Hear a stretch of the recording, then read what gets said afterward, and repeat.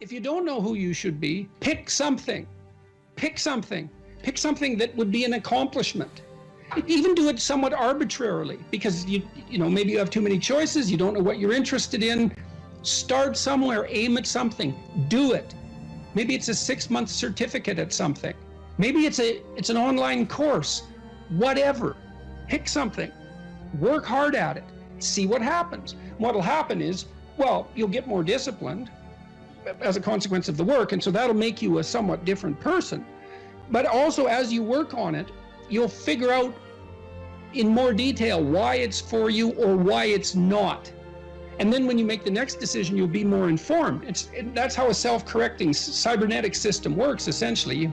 You establish an aim and you move towards it. As you move towards it, you gather information. That may shift your aim, but you have to move towards the aim. So in essence, even if you don't accomplish what you set out to do, that the lessons along the way, that is the higher lesson at some level.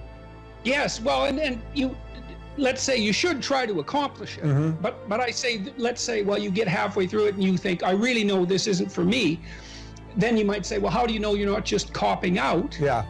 And I would say, well, you can set up a check against that by swearing when you start something that you won't switch it except for something more difficult.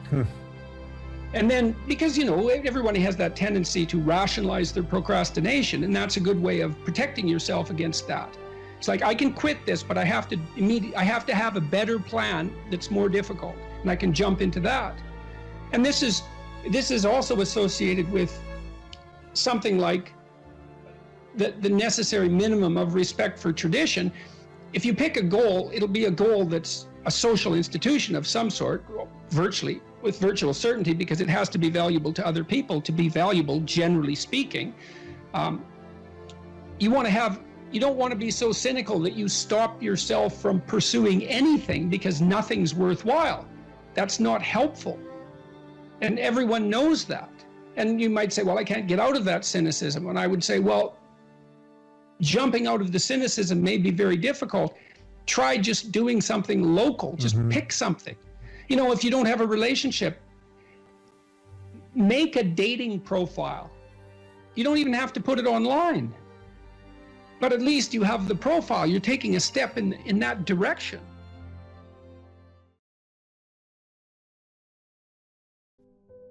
Final rule.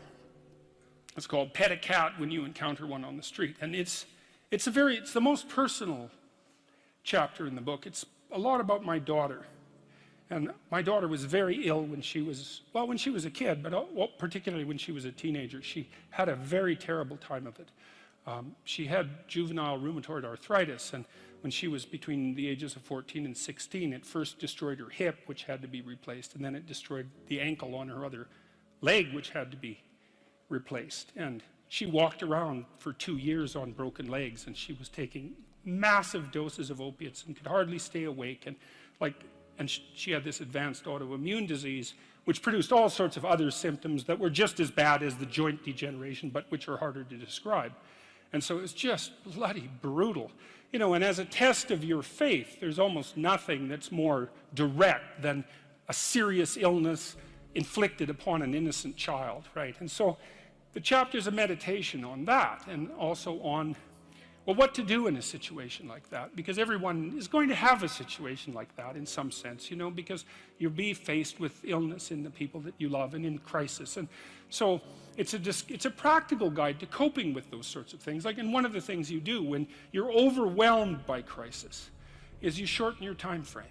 You know, it's like you can't think about next month. Maybe you can't even bloody well think about next week, or maybe not even tomorrow. You know, because now is just so overwhelming that that's all there is. It's like, and that's what you do. You cut your time frame back until you can cope with it. And if it's not the next week that you see how to get through, then it's the next day. And if it's not the next day, then it's the next hour. And if it's not the next hour, then it's the next minute. So as men move into their careers, how might responsibility and purpose be conceptualized? Well, look, so I always start from the fundamental observation that life is characterized by a fair bit of suffering. There's a tragic element to life. tragedy tainted by malevolence. And what that poses a problem, and the problem is, well, what can sustain you through suffering and tragedy, betrayal and illness, death, loss, disappointment, frustration, confusion. And it's not hedonism. It's not happiness, not if you conceptualize happiness in this narrowly pleasure-seeking hedonic way. First of all, that doesn't iterate very well. You know, you can drink 26 of vodka one night, and that might be a pretty fun night, but you know the next 2 or 3 days are not going to be so pleasant, and you'll probably do at least 5 things that you seriously regret, assuming you can remember what they are. So it's not a great strategy, and everyone knows that, you know, that casual, impulsive pleasure-seeking is not, it's not a good game. Everyone knows that. And that doesn't mean you should be afraid to try it, right? That's entirely different. You need to bash yourself around a bit. What did William Blake say? Wisdom through excess. There's definitely something to that. So, you know, walling yourself away from experimentation, that's not a good idea. But falling prey to indulgences, that's a catastrophe. So you can't find, and then if your life is proceeding in a direction that's painful and tragic for reasons that might be really out of your control, obviously you're not going to be happy during those times. You may not have even the opportunity to seek anything that's pleasurable or the ability to experience it. So then what's going to sustain you under those circumstances and sustain your will to live, but even more importantly, protect you from the resentment and the moral corruption that unrequited suffering can so easily produce? And the answer to that is not happiness, but something like meaning. And then you might ask yourself, well, where is meaning to be found? And the answer seems to be primarily through the voluntary adoption of responsibility. You know, so people find meaning in the love they have for their partner and their decision to care for someone else as well or better than they would care for themselves. They find meaning in that, and it can sustain itself across many, many decades, for better or for worse. That's no joke, that phrase. They find meaning in the relationship they establish with their children, assuming they take the responsibility for that relationship. They find meaning in their friendships. They find meaning in their business associations, their civic engagement. You know, people moralize at, older people moralize at younger people and say, well, you should accept your responsibility, you should shoulder your duty. And that's true, but it isn't exactly that you should do it because you should do it, even though you should. It's that there isn't anything better that you can possibly do. Like, you have to justify yourself to yourself. You have to justify yourself to yourself because of your inadequacies and your failure and your error and your propensity to repeat errors that you know you shouldn't repeat, your sinful nature. You have to atone for that. And then you have to justify your life to yourself because it's characterized by death and suffering. And so you need something worthwhile to do. And, well, then you might say, well, there's nothing worthwhile to do. It's, well, you're probably not really in any position to make that judgment, you know, until you've gone all in at least one thing. At least one thing. Because, like, who the hell are you? You're 16, you're cynical and nihilistic. It's like, you're not wise. You're not a philosopher. You don't know anything. And thank God, right? Because you don't even want to think you know anything because you're bloody miserable and you're suffering. And so if you're also right, well, then you're doomed. So you better bloody well pray that your cynicism and nihilism, unearned though it may be, is based on a fundamental falsehood. And it is. You can find deep significance in your life, and you find it essentially through the decision to voluntarily bear your suffering and to trudge uphill nonetheless. And there's something heroic about that in the most fundamental sense. And that heroism is something so deeply meaningful that it, in some sense, triumphs over even death. And so, as you move forward through life, you mature, you start by developing responsibility for yourself, your friends, your roommates, then you take on a partner, and you have a family, and you expand the domain of responsibility, and generosity and you want to expand that, who knows how much you can expand that? You know, you could be a credit to the nation. Well, there's an aim. Why don't you aim to be like credit to the nation by the time you're 50? Because what, you got something better to do than that? And the answer to that's no. And, you know, what are you going to do? You're going to pursue endless one-night stands. You're going to bury yourself nose deep in cocaine. You're going to become an alcoholic. You're going to pursue that tinsely, trashy hedonism that is nothing but destructive and generates nothing but self-contempt, and then bitterness, then misery, then vengefulness. It's like, that's why do that? I mean, it's easier in some sense, right? Although it's not, because it's rife with catastrophe and suffering. So it's way better to take on, to envision yourself as, that's the cross image fundamentally, right? The pathway to redemption is to bear your cross up the hill voluntarily. It's a hell of a thing to ask, right? Because you have to accept the fundamental limits of your mortal vulnerability. And you have to say to yourself, I will do good nonetheless. Right? And that's not obedience. That's not naivete. That's a cold decision, man. So everyone great makes that decision. So make that decision, because maybe you're great. One of the things Solzhenitsyn said about hedonism, he said, the doctrine that life is for happiness is invalidated by the first sound of the jackboots kicking into your door. And so then the question is, well, what do you do in the face of suffering when your philosophy is hedonic, is hedonistic? And the answer is collapse. And that means that happiness as an aim is shallow and weak. It cannot withstand suffering. Obviously, because when you're suffering, you're not happy. And if the purpose of life is to be happy, then suffering, when you're suffering, your life has no meaning. And then if you're suffering and there's no meaning in the suffering, then you're really suffering. That's really hell. But then you think, and this is something that's really heartened me. I talk to my audiences, especially to the young men. I say, look, first of all, don't aim at being happy, because that's just not going to work, especially when the storms come and barbarians are beating at the gate. You can just forget about that. And there's going to be times in your life where you're suffering so much you can't believe it. And so you're going to need something a hell of a lot more robust than happiness to get you through that. And then you might say, well, what's more robust than happiness? Or maybe even what's more robust than pain? And then you could say, well, how about adventure?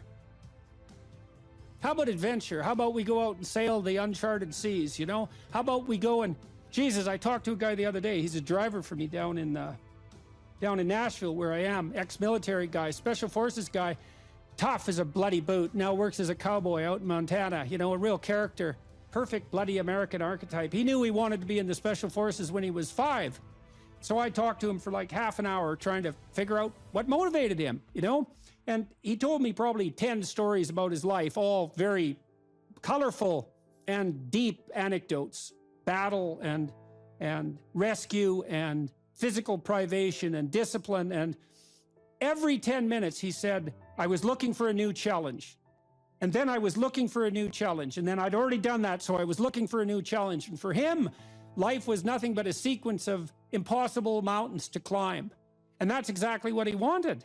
And that's what I think we all want. You know, in the story of Abraham, when Abraham is perfectly happy in his father's tent, eating peeled grapes and, you know, having his diapers changed, even though he's 80 years old. And God calls him out to adventure.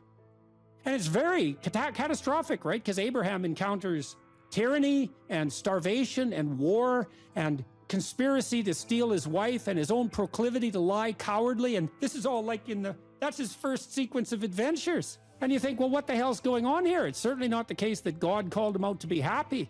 And I think the right moral to draw from that story is that God, so to speak, has called us out for something far greater than mere happiness.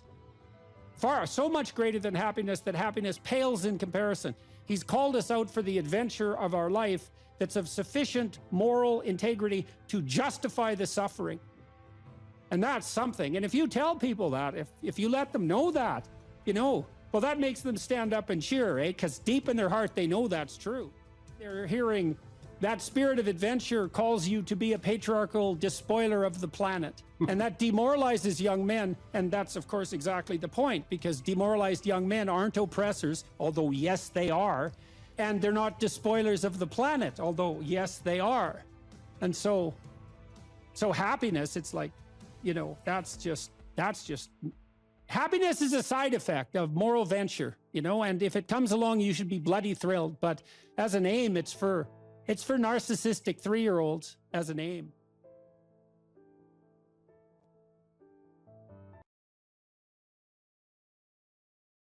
In order to have any positive meaning in your life, you have to have identified a goal, and you have to be working towards it. And there is a technical reason for that. And the technical reason, as far as I can tell, is that the circuitry that produces the kind of positive emotion that people really like is only activated when you notice that when you're proceeding towards a goal that you value.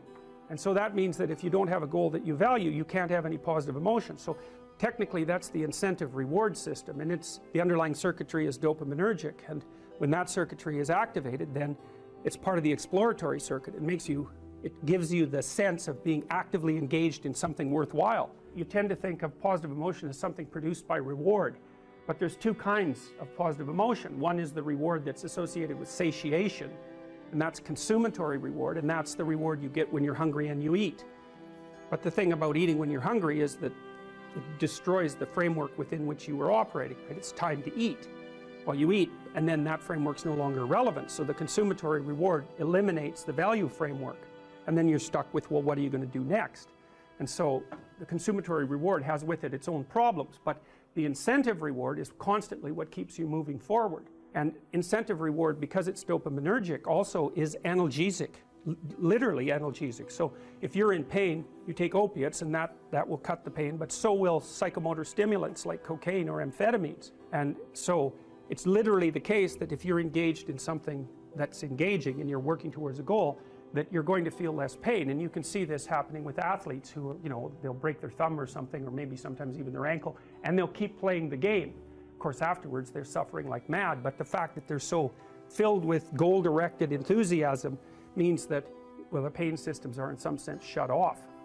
So that's an interesting thing, because what it suggests, I mean, then you could imagine, I might say, well, how happy are you that you've made a certain amount of progress? And if you think about it, what you'd say is, well, it depends on how much progress and in relationship to what. So hypothetically, you're going to be happier if you've made quite a bit of progress towards a really important goal. And then you have to think through what it means for a goal to be really important, because that's not obvious. Now, you could say, you're in this class and you're listening to some information, and maybe there's two reasons for that. You might find the information interesting per se, but let's forget about that for a minute. You need to listen to the information so that you can do well on the assignments, so that you can do well in the class. You need to do well in your classes so that you can finish up your degree. You need to finish up your degree so that you can find your place in the world. You need to do that so that you're financially stable, and maybe you can start a family and have a life, and that's all part of being a good person, something like that. And so that's a hierarchy of goals, and you might say that being a good person would be the thing, however vaguely thought through, that's at the top of that hierarchy. And then when you're doing things that serve that ultimate purpose, then you're going to find those more meaningful, and that meaning is actually produced as a consequence of the engagement of this exploratory circuit that's nested right down in your hypothalamus. It's really, really old. It's as old as thirst, and it's as old as hunger. It's really an old system. And so you want to have that thing activated.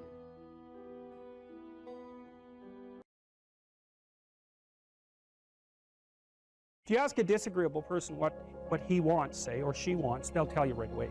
They know. It's like, this is what I want, and this is how I'm going to get it. But agreeable people, especially if they're really agreeable, are so agreeable that they often don't even know what they want, because they're so accustomed to living for other people and to finding out what other people want and to trying to make them comfortable and so forth, that it's harder for them to find a sense of their own desires as they move through life. And that's not, look, there's situations where that's advantageous, but it's certainly not advantageous if you're going to try to forge yourself a career. That just doesn't work at all. And so even though on average men and women aren't that much different in terms of their levels of agreeableness by the group, if you go out and you look at the extremes, they're very different. So all of the most agreeable people are women, and all of the most disagreeable people are men. And the thing is, the extremes are often what matter rather than what's in the middle. And so one of the ways that's reflected in society, by the way, is there's way more men in prison. And the best personality predictor of being imprisoned is to be low in agreeableness. It makes you callous. Now you might think, well, what's the opposite of compassion and politeness? And the answer to that is, I think it's best sort of conceptualized as a trading game. So let's say that we're going to play repeated trading games. And if you're very agreeable, then you're going to bargain harder on my behalf than you're going to bargain on your own behalf.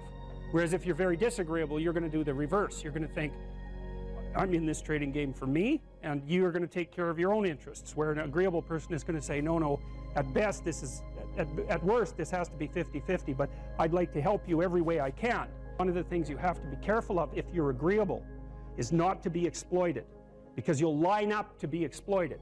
And I think the reason for that is because you're wired to be exploited by infants. And so that just doesn't work so well in that actual world. And one of the things that happens very often in psychotherapy, people come to psychotherapy for multiple reasons, but one of them is they often come because they're too agreeable. And so what they get is so-called assertiveness training, although it's not exactly assertiveness that's being trained. What it is the ability to learn how to negotiate on your own behalf. And one of the things I tell agreeable people, especially if they're conscientious, is say what you think. Tell the truth about what you think. There's going to be things you think that you think are nasty and harsh, and they probably are nasty and harsh, but they're also probably true. And you need to bring those up to the forefront and deliver the message. And it's not straightforward at all, because agreeable people do not like conflict. Not at all. They smooth the water. And you can see why that is in accordance with the hypothesis that I've been putting forward. You don't want conflict around infants. It's too damn dangerous. You don't want fights to break out. You don't want anything to disturb the relative peace. And if you're also more prone to being hurt physically and perhaps emotionally, you're also maybe loath to engage in the kind of high-intensity conflict that will solve problems in the short term, because it takes a lot of conflict to solve problems in the short term. And if that can spiral up to where it's dangerous, which it can if it gets uncontrolled, it might be safer in the short term to keep the waters smooth and to not delve into those situations where conflict emerges. The problem with that is it's not a very good medium to long-term strategy, right? Because lots of times there are things you have to talk about because they're not going to go away. And the advantage to having a well-socialized disagreeable person is that they really don't let much get in their way. So if you can get a kid who's disagreeable socialized, that person can be quite the creature, because they're very forward-moving in their nature and very difficult to stop. But if you don't get them successfully domesticated, tamed, roughly speaking, by the time they're 4, their peers reject them. And that's a big problem, because your job as a parent is to make your child socially desirable by the age of 4. Like you want to burn that into your brain, because people don't know that. That's your job.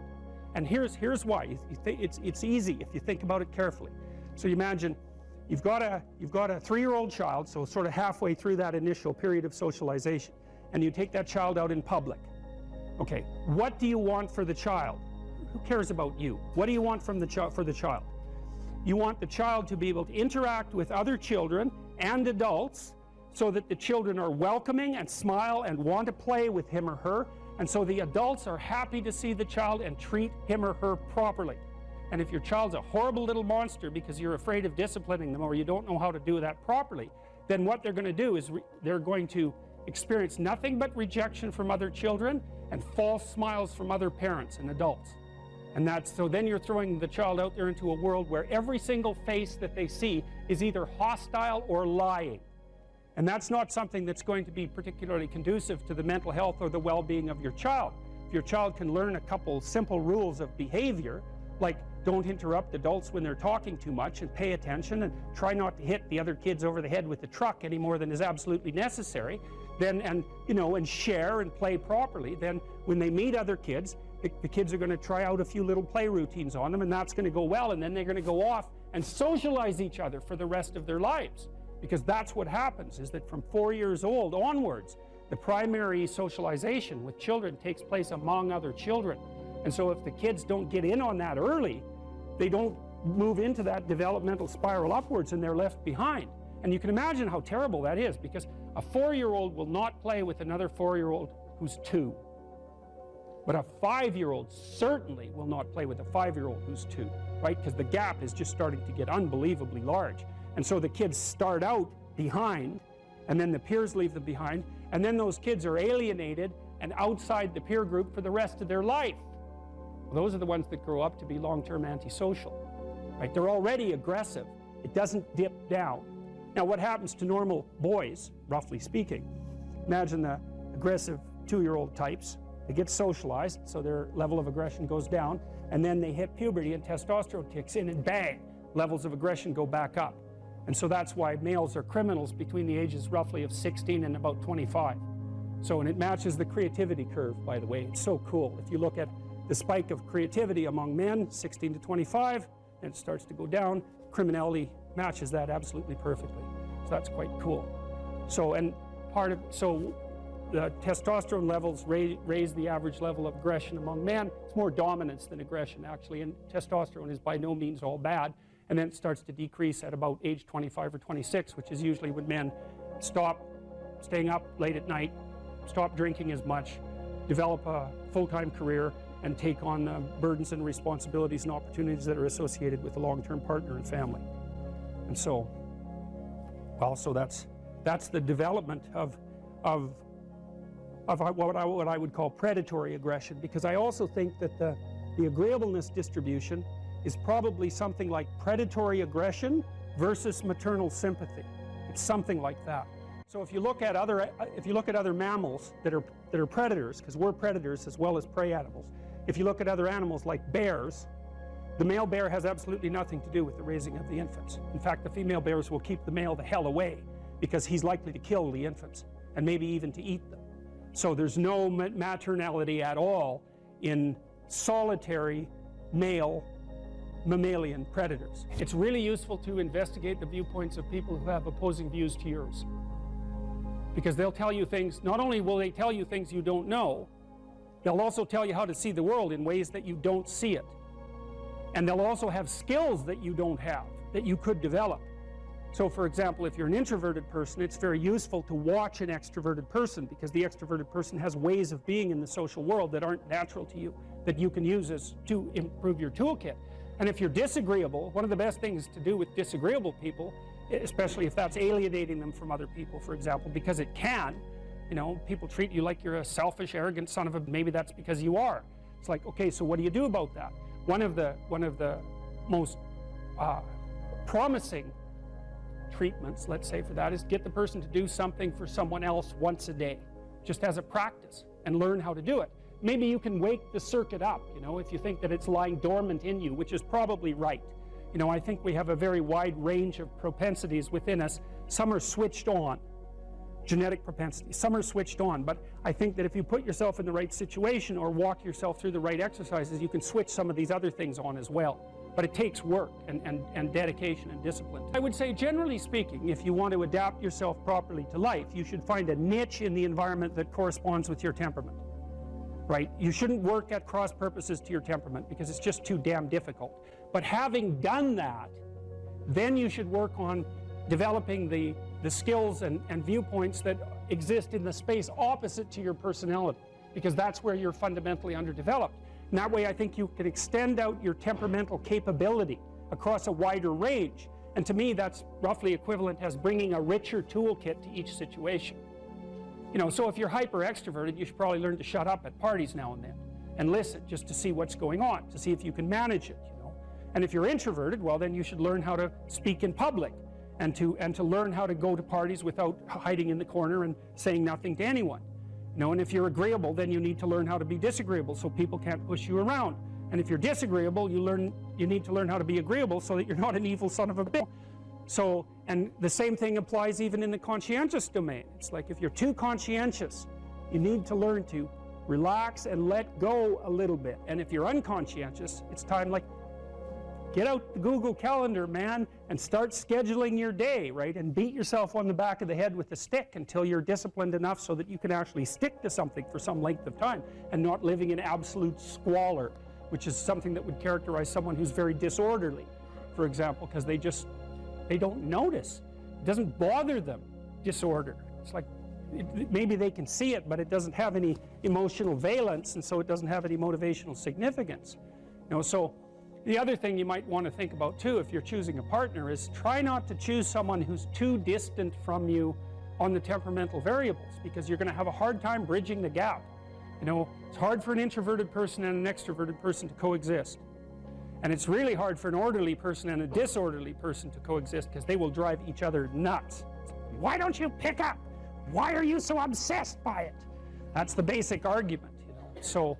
So it's useful to know about your temperament so that you can negotiate the space with your partner as well. And I don't think you should try to find someone who's exactly the same as you, because then you don't have the benefits of the alternative viewpoint. But you got to watch it, because you may hit irreconcilable differences of various sorts. And I've seen that most particularly among couples who are high and low in openness. That's a rough one. And also high and low in conscientiousness. That's another rough one, because they just cannot see how the other person sees the world at all.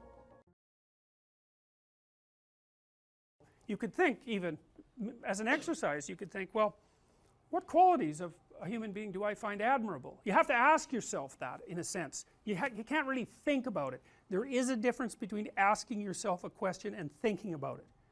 You know, because it's more like, when you're asking yourself a question, it's contemplative. It's like, well, what do I find admirable?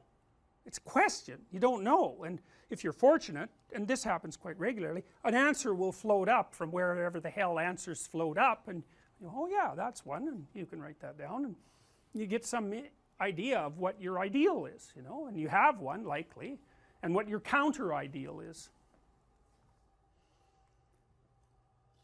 Star. Well, to wish upon a star is to raise your eyes above the horizon, and to focus on something transcendent that's beyond you. To focus on the absolute, we could say, to focus on the light that shines in the darkness. You know, a star is, people wear diamonds because they're like stars, or they're like the sun, and they're pure and perfect, and they glitter. And so there's something about the light too. There's something about a source of light. It's a source of illumination and enlightenment, and the light that shines in the darkness is a deep metaphor, right? It's what you want. You want a light to shine in the darkness. And so the star has all that. And so people wish upon a star because they have some intuition that aiming above the mundane has the potential to transform themselves. They make a wish. Well, if you're going to make a wish, you should aim at something high. And even just aiming at that is more likely to make the wish come true. And this is not metaphor. You know, I have this program which you guys are going to do called the Future Authoring Program. It's one of two assignments. One is that you write an autobiography. That's the past authoring. The other is that you write a plan for the future. That's the future authoring. I would recommend that you get started on those right now. Like, not right now, but like really soon, because they're harder than you think. And some of you are going to write like 15,000 words. You're going to get sucked right in. This happens all the time. You're going to get sucked right into it. And so you write an autobiography because you need to know where you are and who you are right now. Because how the hell are you going to plot a pathway to the future unless you know where you are? And then you need to write about the future, because you aren't going to hit something unless you aim at it. That's for sure. And lots of times people won't aim at what they want because they're afraid. The reason they're afraid is because if you specify what you want, you've specified your conditions of failure. You know when you fail. And it's better just to keep it foggy. It's like, well, I don't know if I'm succeeding or failing, but you know, I can't really tell. Well, great, except you can't hit anything you don't aim at. And so the future authoring program is like it's an attempt to have you articulate your character. And so is the past authoring program. Who are you? And you know, the past authoring program, it asks you to break your life into epochs, and then to write about the emotional, you know, the things that you regard as important. important events that have shaped who you are. And you know, you may find that some of that writing makes you emotional. And I would say, if you have a memory that's more than 18 months old, roughly speaking, and when you bring it to mind, it has an emotional impact, especially a negative emotional impact. It's like part of your soul is stuck back there. And I know that's a metaphorical way of thinking about it, but what I mean is that the reason that you still experience the emotion is because you have not solved the problem that that situation faced you with. It might be a real problem, like maybe you got tangled up with someone who was really bad, and that's rough, man, because you've got to come up with a theory of malevolence to deal with something like that, and that's no joke. But if it still produces emotion, it means you haven't solved the problem, and your brain is still tagging it as threat. It's a part of your territory that you did not master. Threat, threat, threat, threat, threat. And until you take it apart, and articulation really helps that, writing really helps that, then you're not going to free yourself from its grip. And that might not be that pleasant. I mean, this is one of those situations where doing it tends to produce a decrement in people's mood in the short term, but quite radical improvements 3 to 6 months down the road. You know, and it's often the case that you unfortunately have to do something you don't want to do in order to progress. It's very, very common. So, and the future authoring program asks you about different dimensions of your life, like, because you know, you can think of yourself as a personality inside your head, but you're nested in systems that transcend you, and they're just as real as whatever's in your head. It's like, well, what do you need for life? Well, that's pretty easy actually. Some friends, that's a good thing. Intimate relationship, that's a good thing. A family, you know, either the one you're going to produce or the one that you come from, where people to some degree love and care for one another. That's a good thing to work on. You need some plan for your career. You've got to fit in somewhere that people regard as important and that they'll trade with you so that you can live. You need something worthwhile to do with the time that you're not at work, and you need to pay attention to your mental and physical health, and you need to regulate your use of substances, which is a strange one, but alcohol does lots of people in, so it's worth thinking about. That's why we put it in there. So then it's like, okay, what the hell do you want? What do you want from your friends? What do you want from your family? What do you want from your career? If you could have what you wanted, and that's what the program asks you, 3 to 5 years down the road, you get to have what you want. Now I'm assuming that you're going to approach this like, you know, reasonable adults and not like 13-year-old dreamers. I think I want the most expensive yacht in the world. It's like, fine, but you know, that isn't really what it's supposed to be. More concentrating on your character. And so then it asks you to write for 15 minutes without thinking too much about grammar or sentence structure or any of that, about what your life could be like 3 to 5 years down the road if you were treating yourself like someone you cared for and you were helping them figure out what they wanted. And then it asks you to do the same thing in reverse, which is to think about the ways that you're radically insufficient and your faults.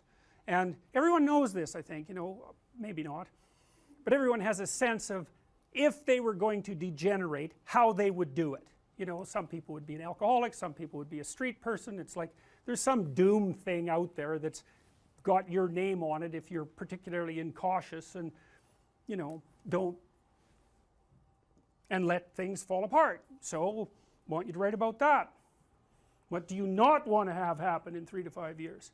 And there's psychological reasons for this, eh? One is, if you have something to aim for, that's a source of positive emotion, because your positive emotion is mostly generated by evidence that you're moving towards something that you value. It's not generated so much by accomplishing something, because when you accomplish something, you're just left with the problem of whatever you're going to do next. So you graduate from university, it's like, you know, hooray, one day you're at the peak of your undergraduate university career, the next day you're unemployed and looking for a bad job at Starbucks. So, you know, well, you see what I mean. It's, you know, it's that, you know, one problem that you solve is replaced by another problem, and so the idea that you're going to be happy when you solve all your problems is like, ha ha ha, good luck with that theory.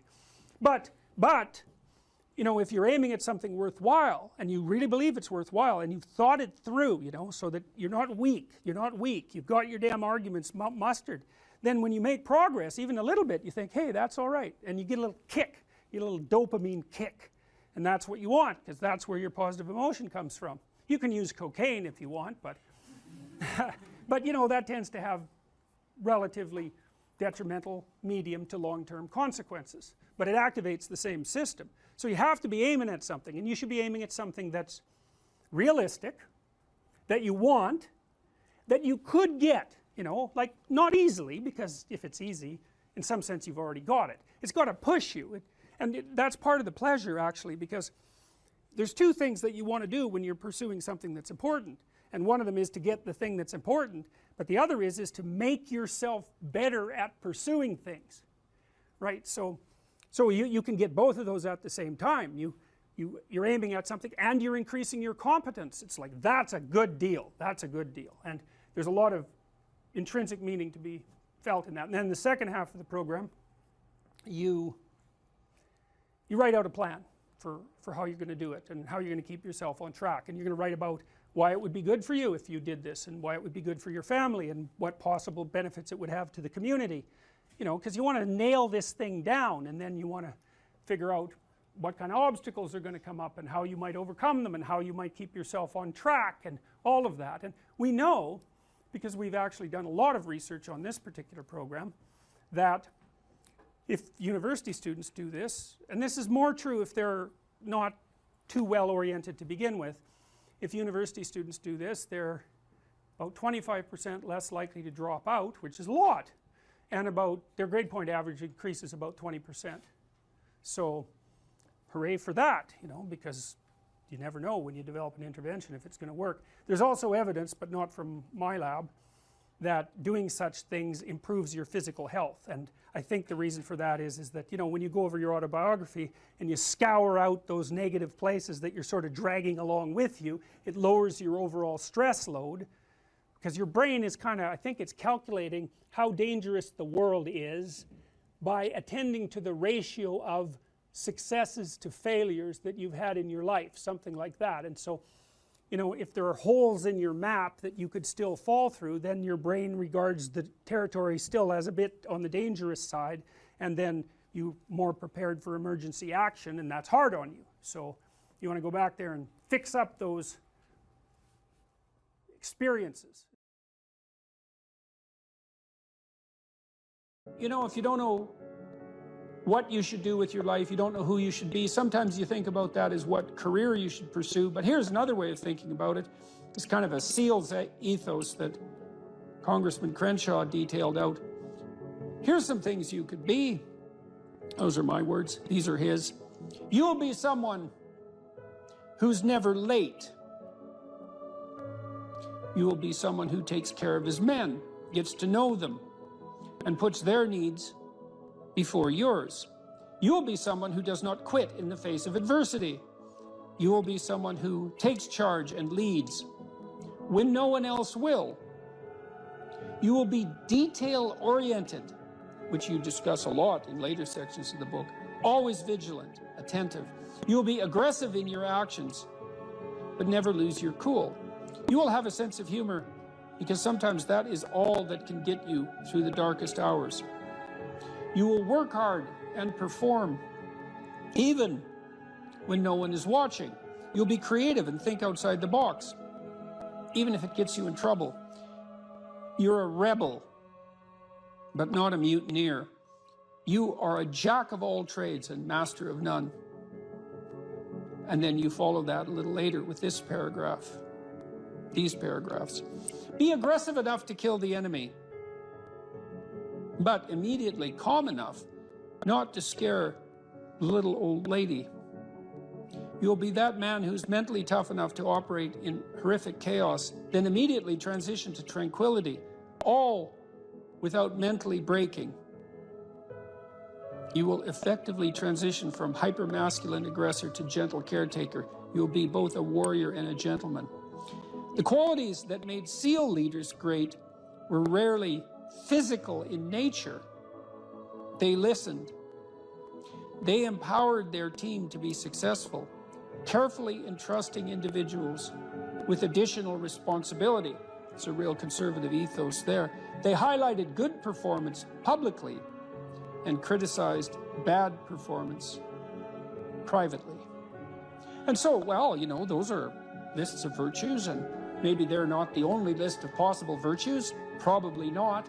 But if you're lost and you don't know where to start, practicing, you know, you also talk about this idea that this is an Aristotelian idea, you know, that we are our habits. We become what we practice. And imagine if you're lost and you're listening, you think, well, you find some things admirable.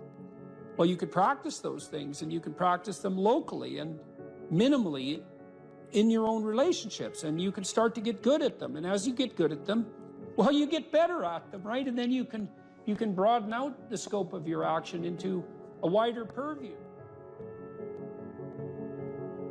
So you said here too, let's go for another quote here.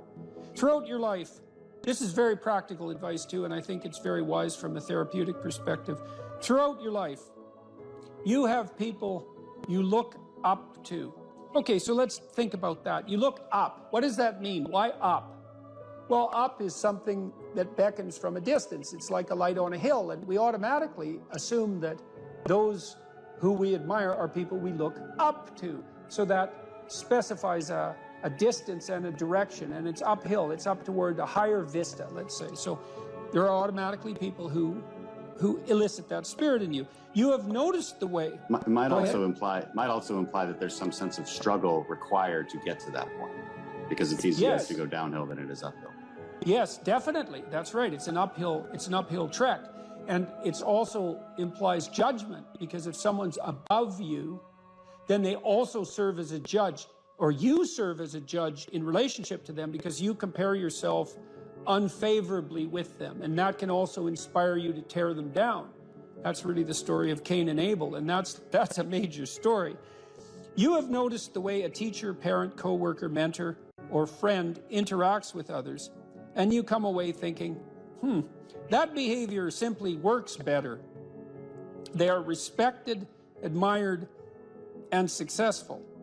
And you find yourself wondering why that is. You do if you're a little bit humble instead of being envious, right? Because otherwise you think, well, that damn crook, he just stole his position, and that's why he's got it. But if you're a bit humble, you might think, well, no, that guy looks successful. Maybe he knows something I don't. You are noticing attributes and character traits that are good and worth aspiring to. You are noticing attributes that make certain people more successful than others. You are noticing what a hero looks like. And in the process, you are discovering a path made up of desirable personality traits that helps you ascend in social hierarchies. That's Jacob's ladder, by the way. That ladder that is the hierarchy to the good.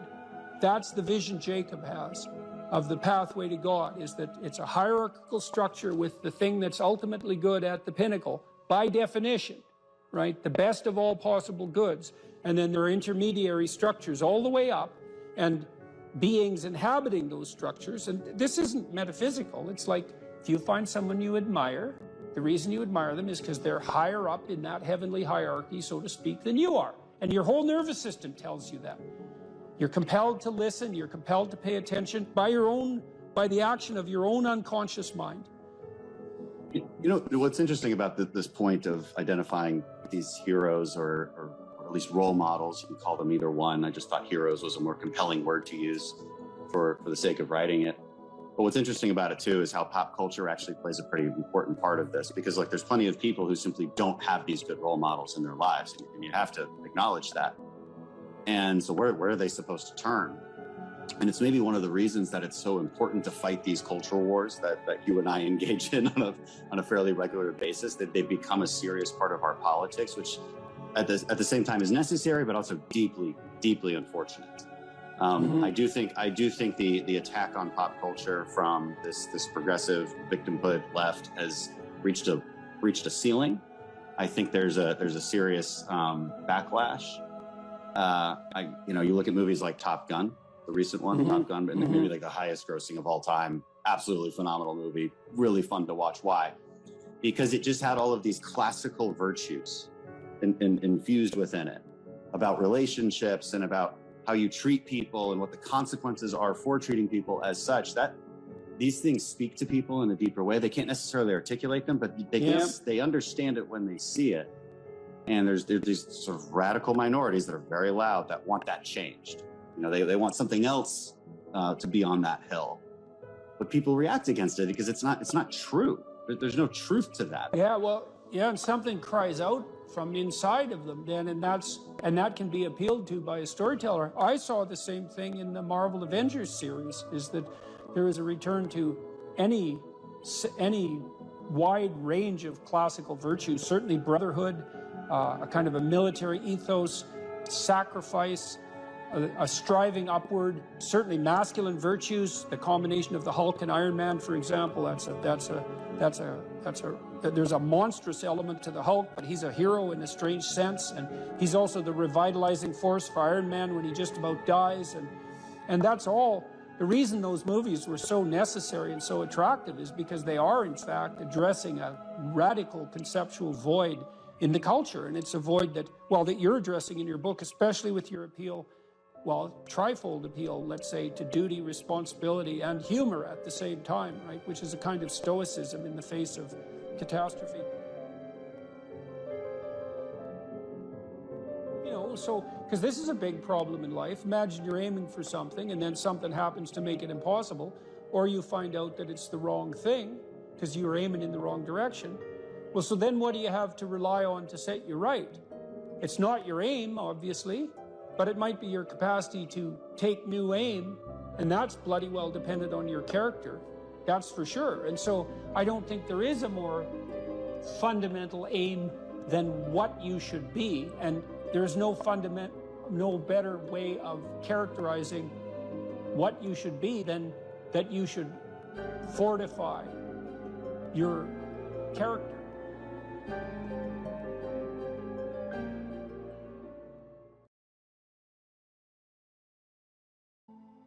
Advice for students here? Yeah, read great books. Really, man. You've got this 4-year period that has been carved out of your lives by society. It's given you an identity, like a high-quality identity, and freedom at the same time. And you're not going to get that again in your life. You've got a respectable identity, university student, and complete freedom associated with that, or as near as you're ever going to get. And you've got these unbelievable libraries that are full of the writings of people who are intelligent and articulate beyond comprehension. And you know, and you can go there and you can learn all this. And you might think, well, why should you learn it? You learn it to get a job, or you learn it to get good grades, or you learn it to get a degree, and that's all nonsense. It's nonsense. The reason that you come to university to be educated is because there is nothing more powerful than someone who is articulate and who can think and speak. It's power, and I mean power of the best sort. It's authority and influence and respectability and competence. And so you come to university to craft your highest skill, and your highest skill is to be found in articulated speech. And if you're a master at formulating your arguments, you win everything.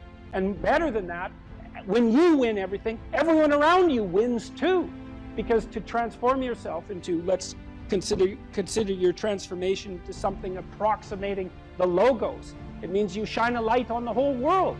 Well, there's nothing more exciting to do than that. There's nothing better you can possibly do. And to think that you're coming to university to be, trained to have a job, it's like, great, that's a hell of a lot better than being unemployed and covered with Cheeto dust while you're snacking away in front of your video game in the basement. But it's not and I don't have anything against video games, by the way, but it's hardly a triumphant call to being in the world, and that's what university should be calling forth. It's like, God, you people, I know what Harvard students are like. I taught here for 5 years. You people are spectacular. You're spectacular. You're all capable of being world beaters.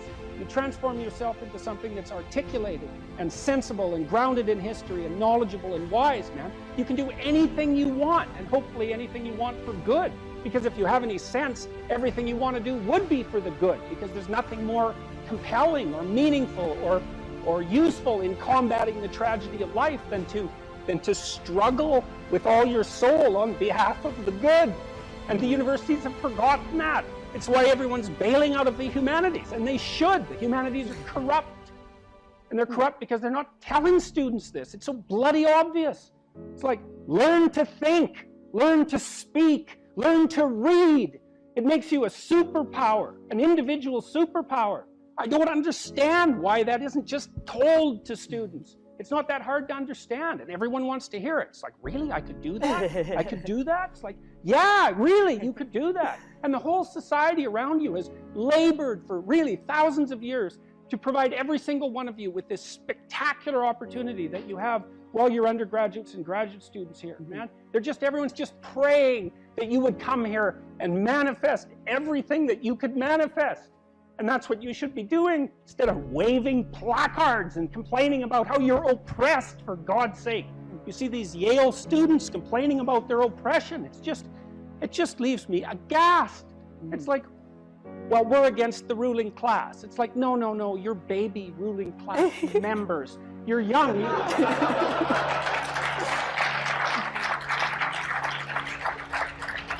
The only reason you're not rich is because you're young. You know, that's the best.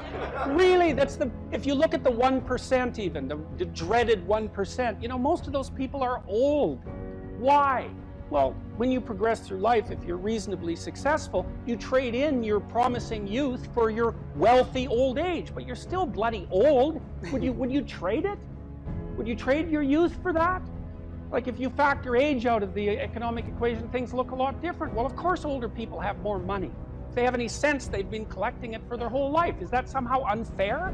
It's not unfair unless you want to be poverty-stricken when you're 70, and you don't want to be poverty-stricken when you're 70. So I just don't understand what's happened to the universities. I can't believe that you're not told when you come the first day, look, man, you're here on a heroic mission. You're going to take your capacity to articulate yourself to levels that are undreamed of. You're going to come out of here unstoppable. You're going to be able to do anything you want. It's like, that's what you're here for. Instead, you're taught that, well, you know, the world's a pretty oppressive place, and you're probably the bottom of the victim pile, and there's virtually nothing you can do about it except, you know, deconstruct the patriarchy. And it's so weak-kneed and so pathetic that universities should be embarrassed that that's what they're peddling to students. I'm embarrassed by it. You know, I've gone on public record telling parents, bloody well send your boys to trade school, because at least they'll learn something useful.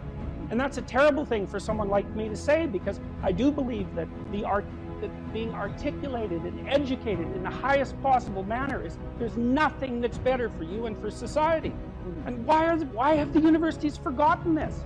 Well, that's postmodern neo-Marxism for you, you know, and the philosophy of intense resentment and oppression and group identity, and God, it's just pathetic.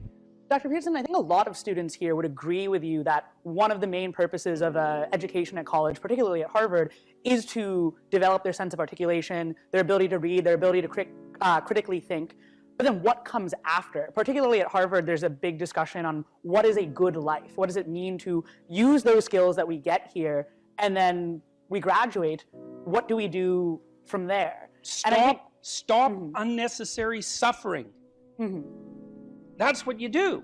You know, that's your calling. It's like you say, well, what do you do after you graduate? Well, if you graduate articulated and powerful, there will be people giving you so many opportunities you won't even be able to keep up with them. You know, I've worked with very, very competent people in many different domains in my life, hyper-competent people. And I can tell you some very interesting things about hyper-competent people. The first thing is they are not selfish, and they're not greedy. And one of the great pleasures in their lives is to find people who have the capacity to also be hyper-competent and to open doors for them as rapidly as they can possibly be opened. They delight in that, because there's very few things that are more intrinsically meaningful if you're an accomplished person than to find young people who have the possibility of being accomplished and say, hey, look, here's an opportunity for you. It's like, go out there, man, kill it. And then they go out there and kill it, and you think, right on, man. Here's another opportunity. Why don't you go out there and nail that too? And you think, no, they're all hoarding their wealth, and they're not going to share it with anyone. It's like, that's absolute, complete rubbish. And so you don't even have to worry about what you're going to do after you graduate from here if you turn yourself into half of what you could be, because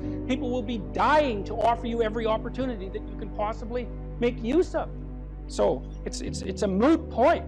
The world is always desperately short of people who can think and speak.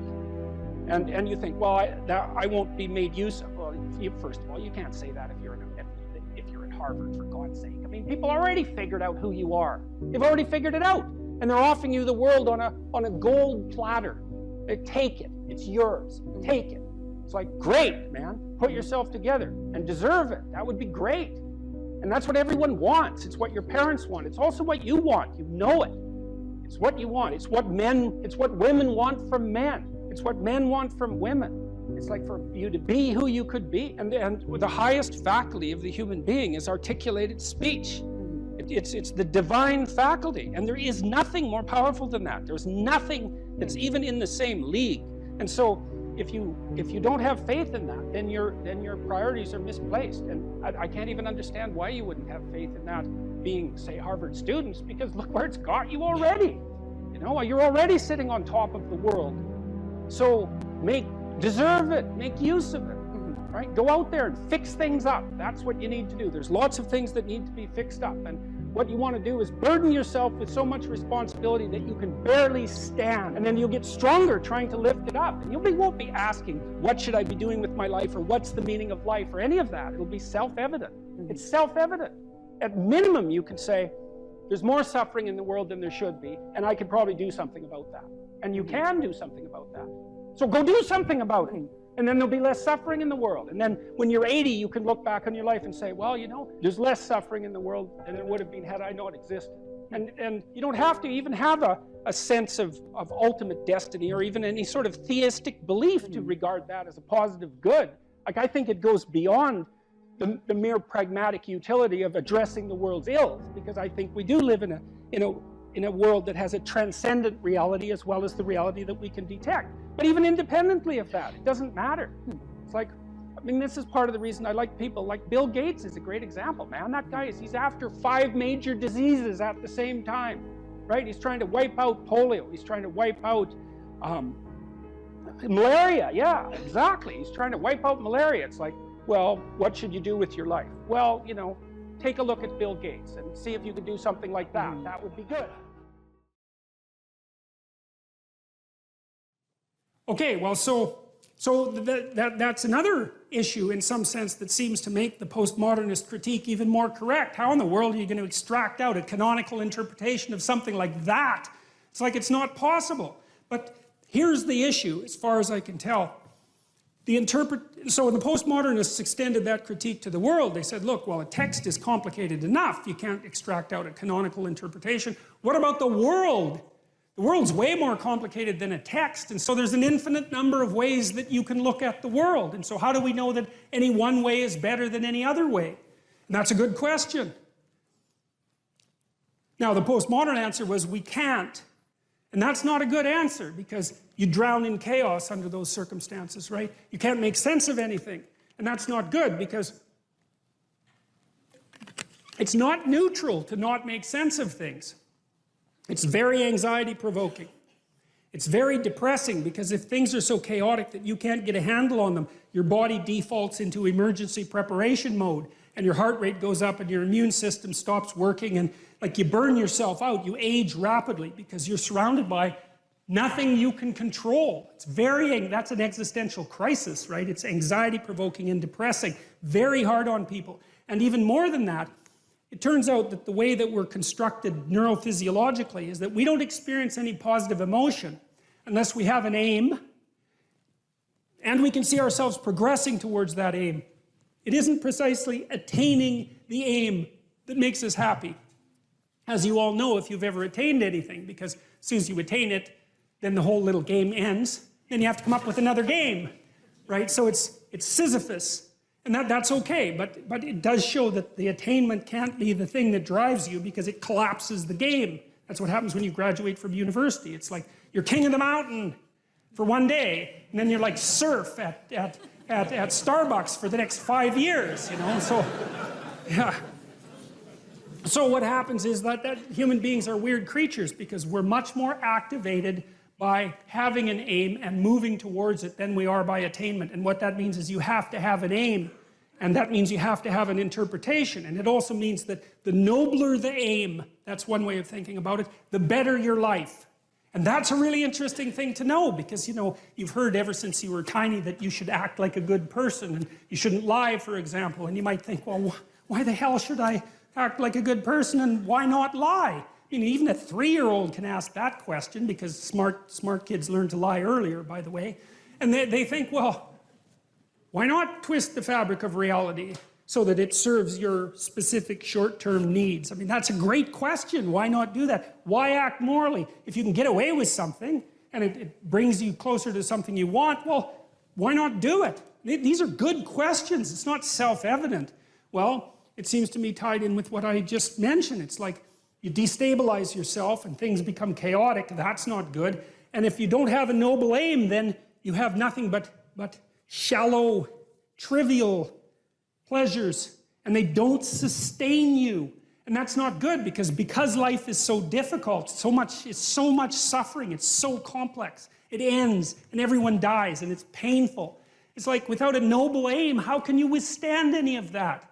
You can't. You become desperate, and once you become desperate, things go from bad to worse very rapidly when you become desperate. And so there's the idea of the noble aim, and it's not something. It's something that's necessary. It's the bread that people cannot live without, right? That's not physical bread. It's the noble aim. And what is that? Well, it was encapsulated in part in the story of Marduk. It's to pay attention. It's to speak properly. It's to confront chaos. It's to make a better world. It's something like that. And that's enough of a noble aim so that you can stand up without, you know, cringing at the very thought of your own existence, so that you can do something that's worthwhile to justify your wretched position on the planet. So now the literary issue is that, so look, you take a text, you can interpret it a variety of ways, but that's not right. This is where the postmodernists went wrong, because what you're looking for in a text, and in the world for that matter, is sufficient order and direction. So then we have to think, well, what does sufficient order and direction means? Well, you don't want to suffer so much that your life is unbearable, right? That just seems self-evident. Pain argues for itself. I think of pain as the fundamental reality because no one disputes it, right? I mean, even if you say that you don't believe in pain, it doesn't help when you're in pain. You still believe in it, right? You can't pry it up with logic and rationality. It just stands forth as what the fundament of existence, and that's actually quite useful to know. Say, well, you don't want any more of that than is absolutely necessary. And I think that's self-evident. And then you say, well, wait a minute, it's more complicated than that. You don't want any more of that that's necessary today, but also not tomorrow and not next week and not next month and not next year. So however you act now, better not compromise how you're going to be in a year, because that would just be counterproductive. That's part of the problem with short-term pleasures, right? It's like act in haste, repent at leisure. Everyone knows exactly what that means. So you have to act in a way that works now and tomorrow and next week and next month and so forth. And so you have to take your future self into account. And human beings can do that. And taking your future self into account isn't much different than taking other people into account, right? Because I remember there's this Simpson episode, and Homer downs a quart of mayonnaise and vodka. And he says, Marge says, you know, you shouldn't really do that. And Homer says, that's a problem for future Homer. I'm sure glad I'm not that guy.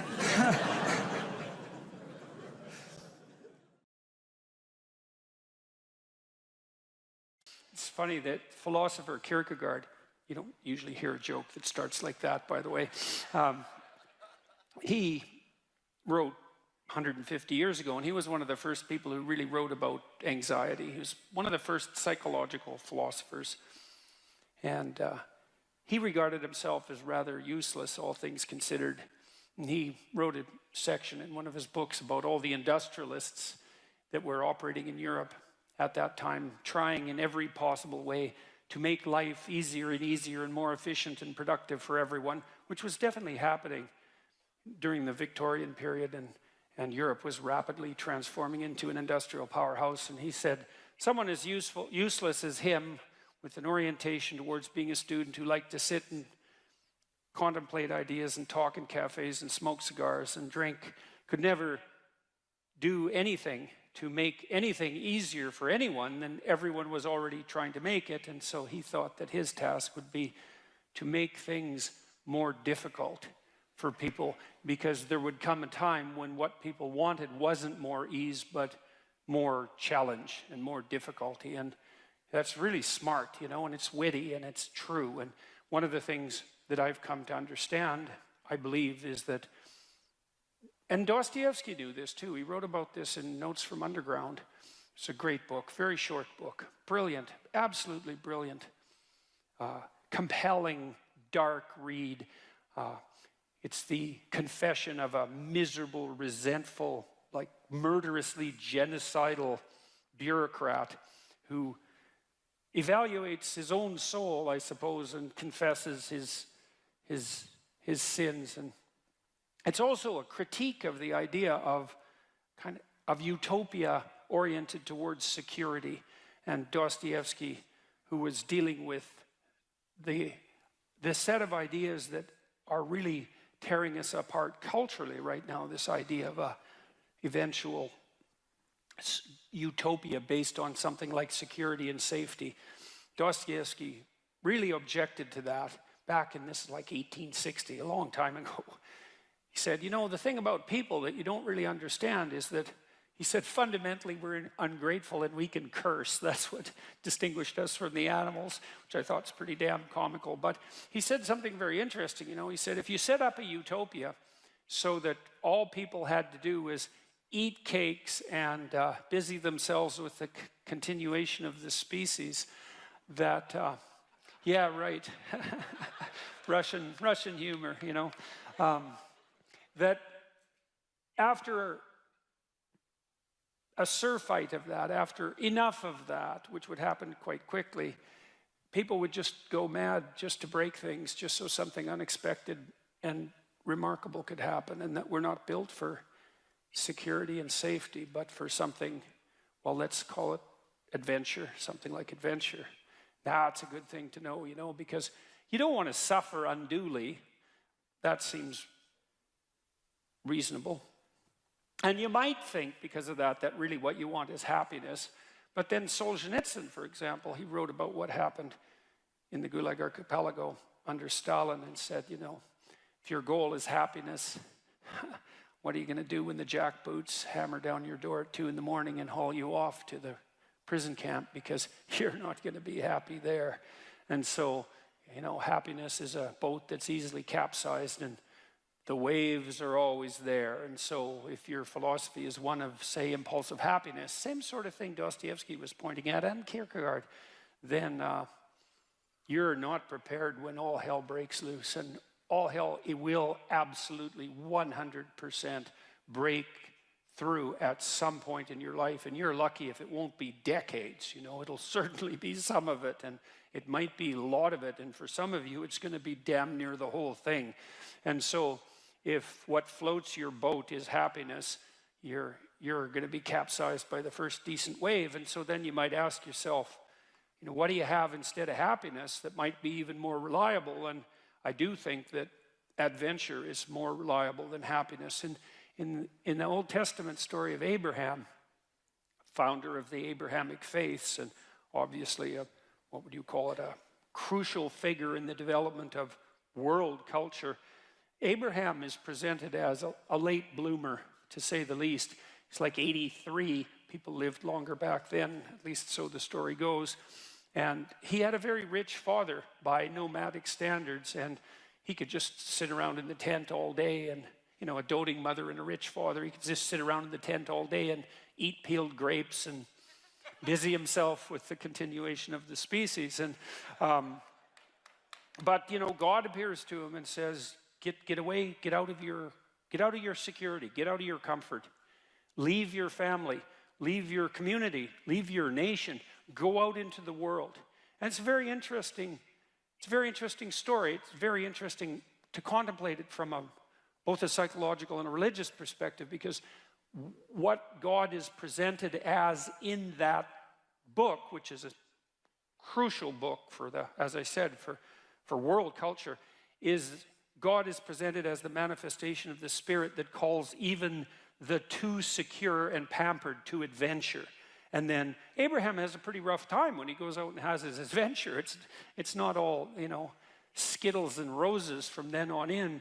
Quite the contrary. And he runs right away into like a conspiracy of elites to steal his wife. He runs into tyranny, runs into starvation. He encounters war. It's like he goes out in the world and he has the whole tragedy of his life, both on the social and political front and individually, you know. But the promise is the promise of adventure, and the implication is that if you have a sufficient adventure, then that cannot so much protect you from suffering, because perhaps that is impossible, but to justify it. And because you kind of know this in your own life. When you look at your life, you might look back on travails that you've undertaken, you know, and when they've done end-of-life surveys with people and asked them what they regret. And, you know, people don't regret what they did that didn't work. They regret what they didn't do that could have worked. You know, they regret the chances they didn't take. And, you know, even if you do an evaluation of your biography, one of the things that you want to be able to say to yourself is something like, maybe there's nothing better you can say to yourself than this. You can think about this for yourself and see if it's true. That was extraordinarily difficult, but it was worth it. And, you know, it's not like you can have one of those without the other, because you can't imagine that you could have some confidence in what you've managed to accomplish, right? The kind of confidence that would instill you with a certain genuine sense of self-regard despite your fundamental inadequacy. To have that fundamental sense of self-regard that's grounded in something real, it has to be based in a narrative that approximates that was extremely difficult, but it was worth it. You have to have both of those. And so that's interesting, because one of the questions we always ask ourselves, this is the theodicy question, technically. You see the suffering in the world, you see the suffering of children, you see maybe your own children or your suffering, and you wonder, well, how can reality be constituted so that I can have faith in its essence when there is so much suffering? And one answer to that is something like, well, how much suffering do you want? And you might think, none. It's like, yeah, I don't think so. I don't think that's right. You want something approximating optimized challenge. So you could say, at least you want to be pushed to your limit. And maybe you find the most exciting times in your life. In fact, you'll pay for this. You'll pay to have this experience, to be pushed to your limit. Not beyond it, or maybe even a bit beyond it, you know. And maybe not so far beyond it that you crumble and break and things fall apart. But, you know, could you be pushed to your limit optimally if there wasn't the possibility of falling apart and breaking? Like, that's an open question. How are you ever going to take something seriously if the consequences aren't actually serious?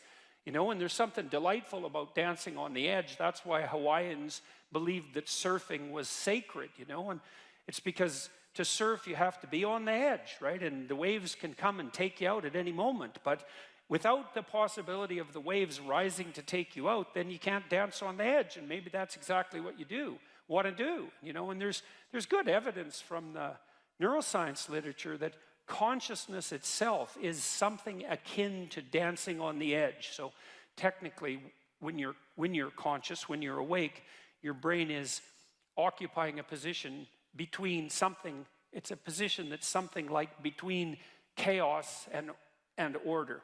And if your brain's maximally ordered, well, you're just bored, nothing is changing. And if you're chaotic, then it's anxiety and catastrophe. But you want to be positioned right between those two, and that's when your consciousness is optimized, you know. And when your consciousness is optimized, then you're deeply engaged in life, and everything seems alive and meaningful. And maybe that's the solution in some profound sense to the problem of suffering. It's that you optimize your interaction with chaos rather than being protected all the time from everything that could hurt you. And you kind of know this too if you have kids, because you don't want to keep your kids in an infantile state, and because when they're infants, pretty much what you do with them, say they're 6 months and younger, is you just keep them secure and safe, right? You just provide everything that you can for them. You have to do that because, well, what are they going to do? They just lay there fundamentally and squawk now and then. I mean, it's not like they're ambulatory. They can't go out and do things for themselves. And So it's up to you, and your goal is to keep them secure and safe. But once they start being able to move around, then increasingly it's sort of up to them. And if you have any sense as a parent, the psychoanalysts used to say, the good mother necessarily fails. And what did they mean by that? They meant, well, you know, if you're committed to your infant when you're a mother for the first 6 months, it's like it's all the kid, 100%, full self-sacrifice devoted towards the infant. That's the right attitude. But even by 9 months, child can crawl around quite a lot. They're developing something of an independent will. You start handing them challenges. You start handing them responsibility, and you keep them on the edge. And some of your kids are going to be able to be pushed harder than others. And part of the reason you have to develop a relationship with your kids, and your husband for that matter, is so that, you know, you can keep them dancing on the edge, on the proper edge. And that's even better than the mere provision of security.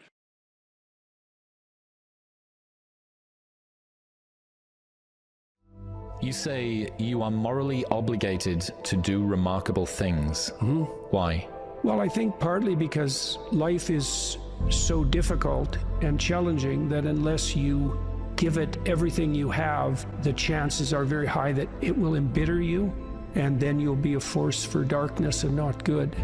And so, you know, the fact that life is short and can be brutal can terrify you into hiding and avoiding. You can flip that on its head and understand that since you're all in anyways, you might as well take the risks that are adventurous.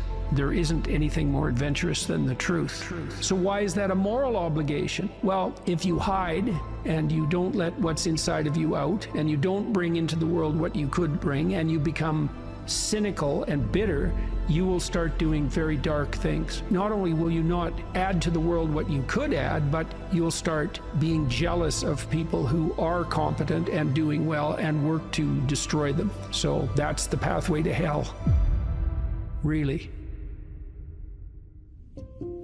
We need to separate out the distinction between fantasy and delusion. You do have a fantasy about the future.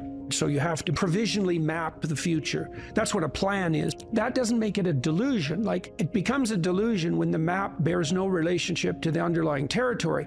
So if you have a strategy for the future, you know, maybe let's say that your strategy for the future is that you have 5 million YouTube subscribers in 3 years. Well, you have no evidence of the strict sort that that's how it's going to be, because anything could happen between now and 3 years from now, let's say. But there's no reason to call that a delusion.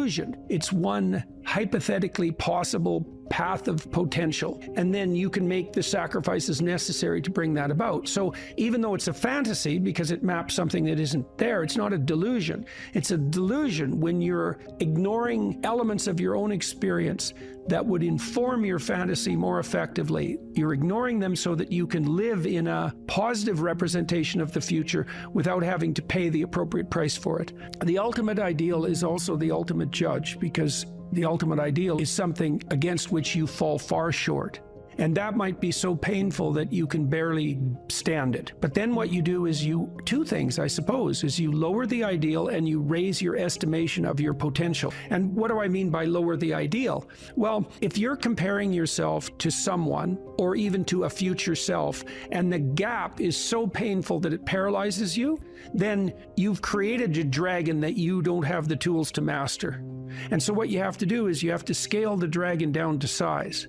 And you want to scale the dragon down to size until it's a size that you are willing to move toward, however small that is. Now, you know, if you're here and your ideal is here and that gap is unbearable, then you reduce the gap and you reduce the gap. And you're going to have to do that anyways, because you're not going to move from where you are to perfect in one fell swoop, right? There's going to be incremental steps.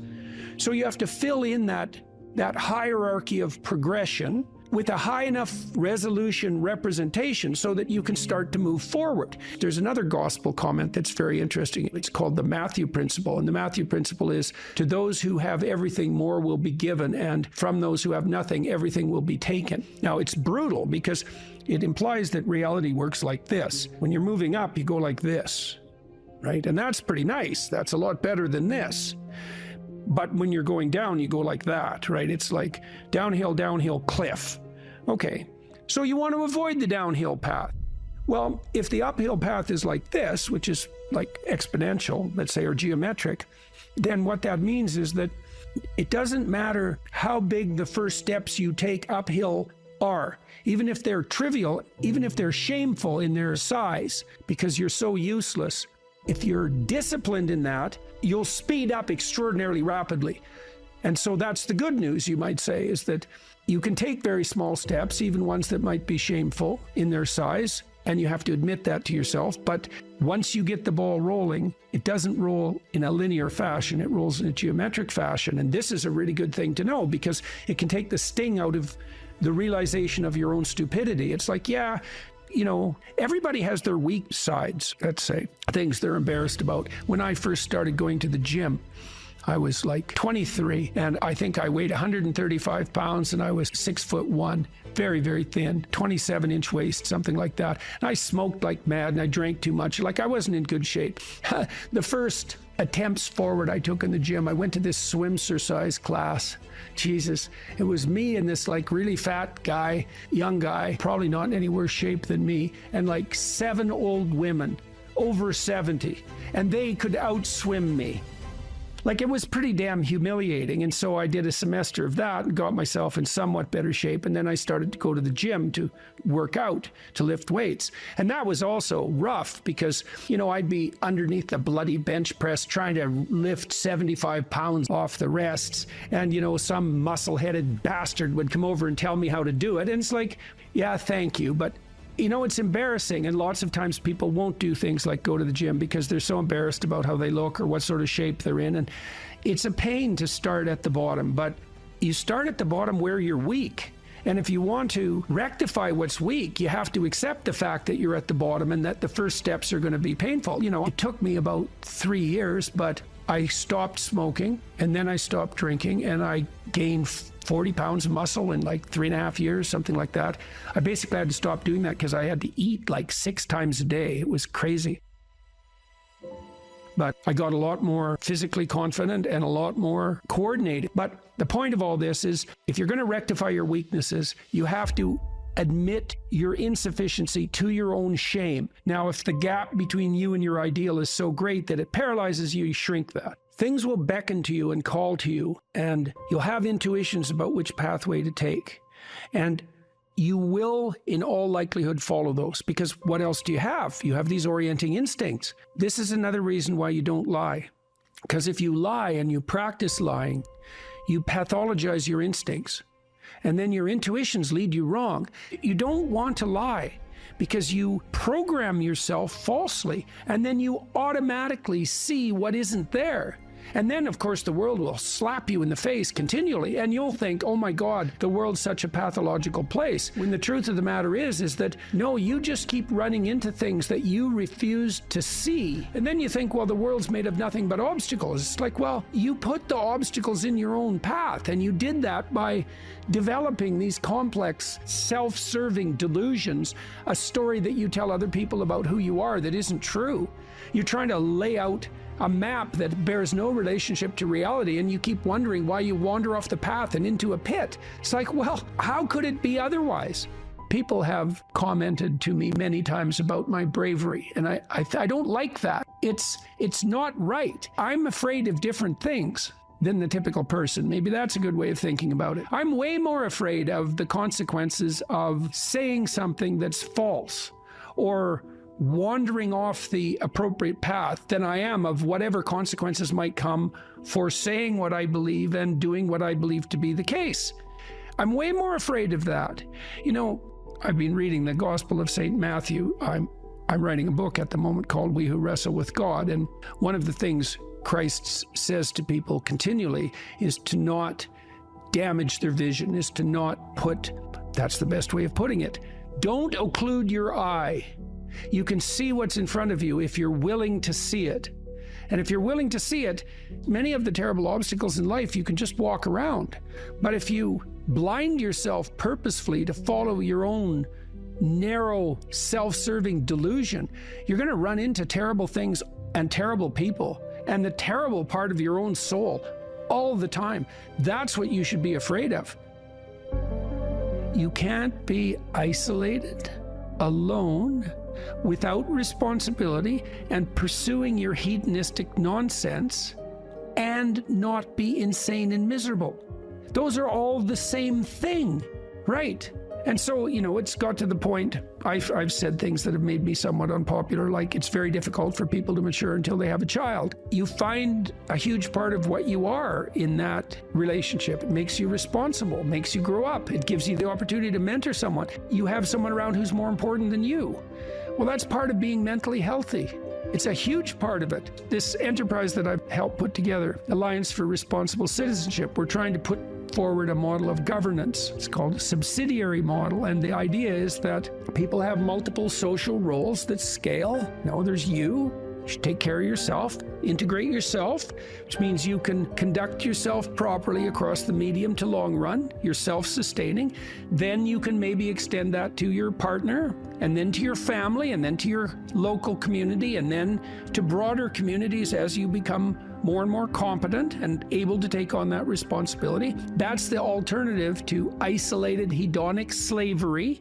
You slave to your own whims, and it's the alternative to tyranny, because if you take on all that responsibility, you don't have any need for someone to govern you. It's truly the case that your sanity is the concordance between you as an individual and the world. That's the sanity. You're distributed out into the world, and you should be, and that's, you want to be. That's where the adventure is. You want to be solipsistic? The solipsistic porn masturbator. Jesus, it's no wonder you be aimless and miserable. Well, God, it's so pathetic. Why am I so unhappy? It's because you think about yourself. Oh, no, you think about the lowest impulses in yourself all the time. That's why you're miserable.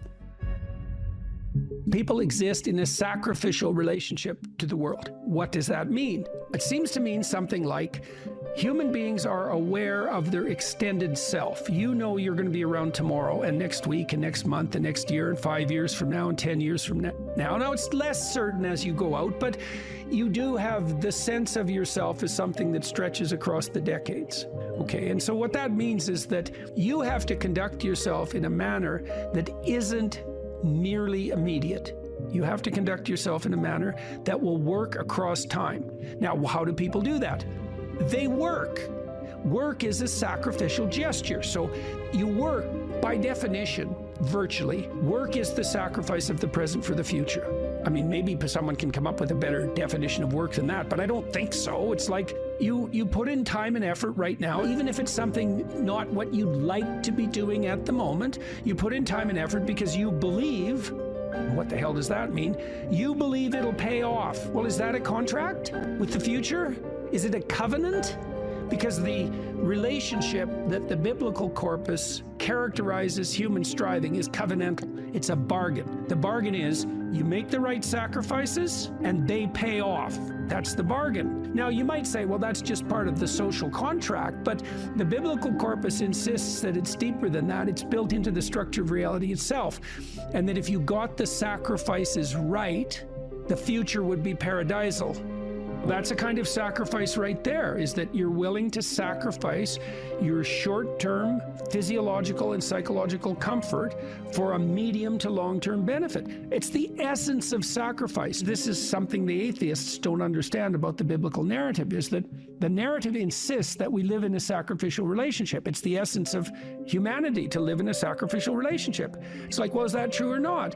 Well, as you mature, your relationships are more sacrificial. It's less about what you, in your narrow sense, want right now, and it's more about what's good over the medium to long run, including other people. Well, that's a sacrificial relationship. Now, the covenant, and this is a matter of faith. It's the matter of the deepest faith. Are you willing to act out the proposition that the way to make the world reveal its will suffice? There's technically two different forms of reward. There's consummatory reward. That's what an orgasm is. It's consummatory reward. It brings the behavioral and perceptual sequence to a halt. It ends it, right? At the climax, it ends it. But then it's over. That journey is over, right? Then there's the dopaminergic reward, and dopaminergic reward is evidence of advancement towards a goal, right? Okay, so there's a corollary to that. Well, how do you become optimally engaged? Because dopamine facilitates engagement and focus, which is why drugs like amphetamines can be used for kids who are attention deficit disorder. You tap up the dopamine response, they lock on, right? Okay, so they're locking on to a goal-directed pursuit. The problem with amphetamines is that they can lock you on so hard you can't get out of the frame. So like kids on amphetamines will obsess, for example, about cleaning up their closet. They can't switch to the next activity. Okay, dopaminergic reward is reward that's accrued in relationship to a goal. Okay, so what's an implication of that? Well, pursue the highest possible goal. Well, why? Because the kick from advancement is higher. Now, you have to balance that. It can't be, you have to advance, right? Because imagine the reward's got two components. Number one is you're moving towards something valuable. Okay, so you want it to be as valuable as possible. Okay, but you have to be moving. You need something extremely valuable that you can move towards. Okay, so part of the reason that you establish a relationship with God, let's say, is because that's what sets the upper bound to your vision. It's like, I want things to be the best they could be. That's a vision of paradise.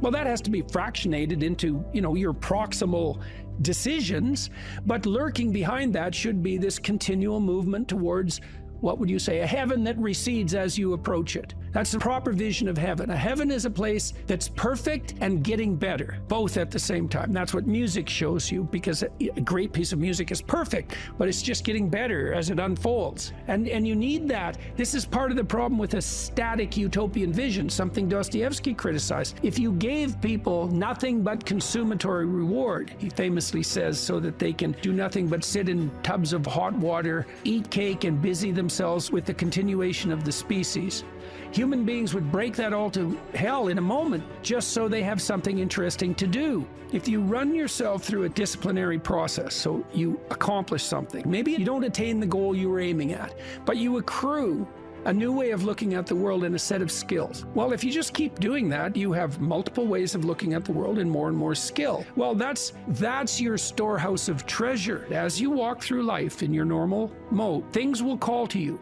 And if you pursue them, they will take you deep. It doesn't really matter what it is that call. What matters is that you pursue it, and you pursue it to the depths. And as you pursue it to the depths, you will become transformed. And if you do that without reservation, that will turn you into the person who frees the slaves and opposes the tyrants.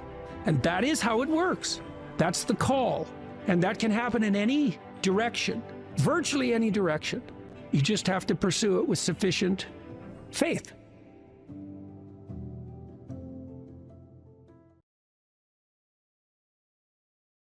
But the young men really need to hear this more, I think, is that you should be a monster. Because everyone says, well, you should be harmless, virtuous. You shouldn't do anyone any harm. You should sheath your competitive instinct. You shouldn't try to win. You don't want to be too aggressive. You don't want to be too assertive. You want to take a back seat and all of that. It's like, no. Wrong. You should be a monster, an absolute monster, and then you should learn how to control it. If you're harmless, you're not virtuous. You're just harmless. You're like a rabbit. A rabbit isn't virtuous. It just can't do anything except get eaten. It's not virtuous. If you're a monster and you don't act monstrously, then you're virtuous. But you also have to be a monster. Well, you see this all the time. Harry Potter's like that too. It's like he's flawed, he's hurt, he's got evil in him. He can talk to snakes, man. He breaks rules all the time. All the time. He's not obedient at all. But, he has a good reason for breaking the rules. And if he couldn't break the rules, him and his little clique of rule-breaking, troublemakers, if they didn't break the rules, they wouldn't attain the highest goal. So it's very peculiar, but it's a very, very, very, very common mythological notion. The hero has to be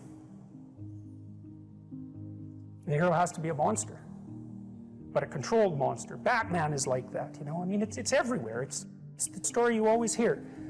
Someone who is incapable of cruelty is a higher moral being than someone who is capable of cruelty. And I would say, and this follows Jung as well, that that's incorrect, and it's dangerously incorrect, because if you are not capable of cruelty, you are absolutely a victim to anyone who is.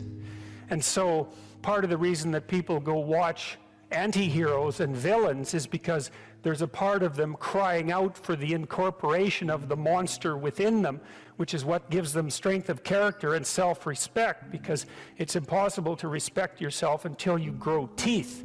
And if you grow teeth, then you realize that you're somewhat dangerous, or maybe somewhat seriously dangerous, and then you might be more willing to demand that you treat yourself with respect and other people do the same thing. And so that doesn't mean that being cruel is better than not being cruel. What it means is that being able to be cruel and then not being cruel is better than not being able to be cruel. Because in the first case, you're nothing but weak and naive. And in the second case, you're dangerous, but you have it under control. And you know, a lot of martial arts concentrate on exactly that as part of their philosophy of training. It's like, we're not training you to fight. We're training you to be peaceful and awake and avoid fights.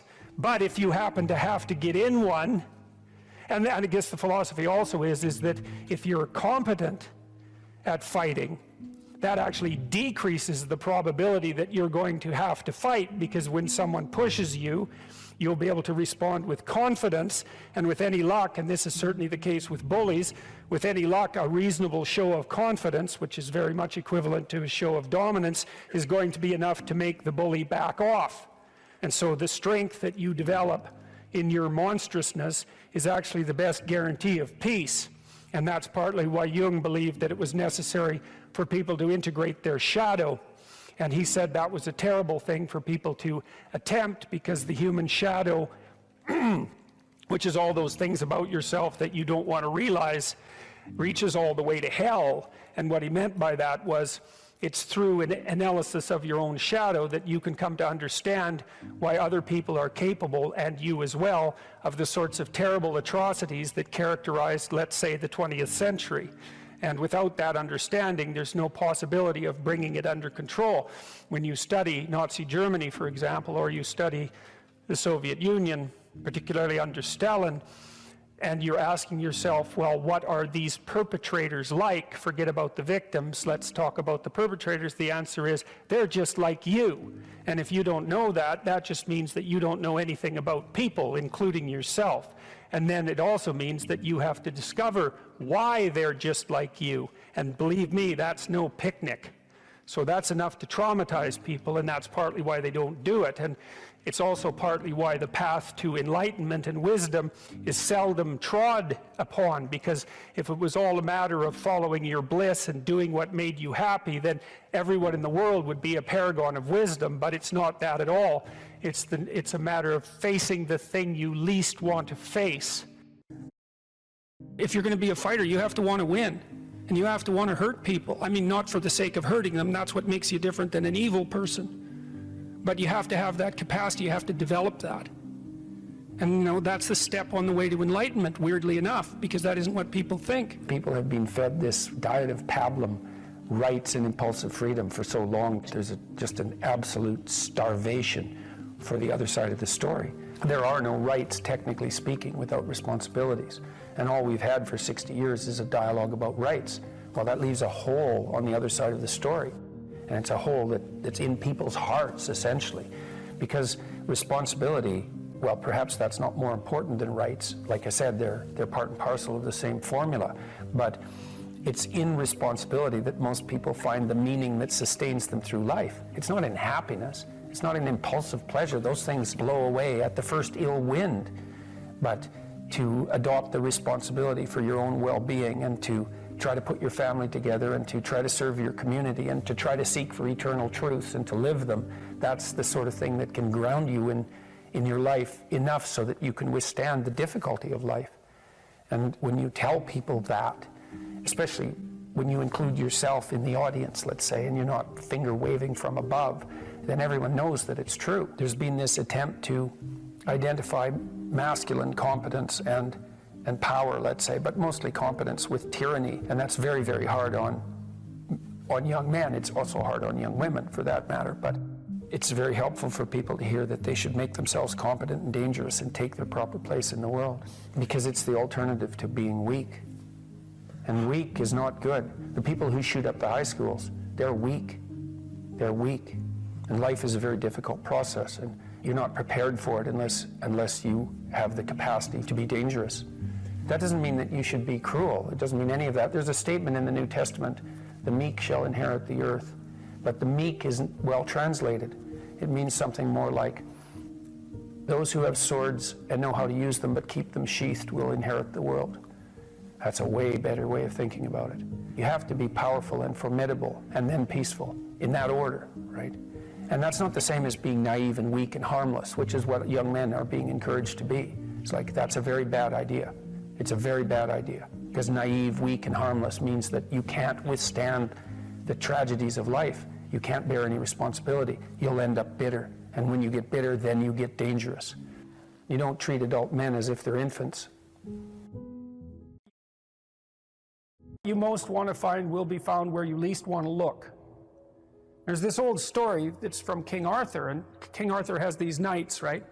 They all sit around a round table, which means they're roughly equal. That's what the round table means. And they're off to find the Holy Grail, and the Holy Grail is the most valuable object. That's what it means. So they're off to find the most valuable thing, but they don't know what it is and they don't know where it is. But they know that there's a most valuable thing. So in some sense, it's akin to them orienting themselves by the star.